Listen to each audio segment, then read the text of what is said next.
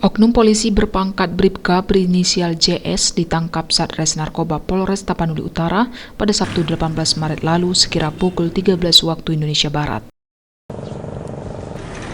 Bribka JS ditangkap dari depan kantor Polsek Sipahutar di tempatnya bertugas sehari-hari sebagai anggota polisi.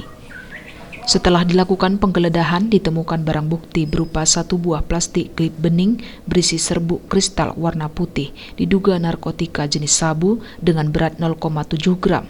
Satu buah pipa kaca berisi serbuk diduga narkotika jenis sabu, satu buah pipa kaca kosong, satu buah bong alat isap sabu, dan satu buah mancis warna merah yang dihubungkan dengan jarum suntik dari dalam tas sandang miliknya.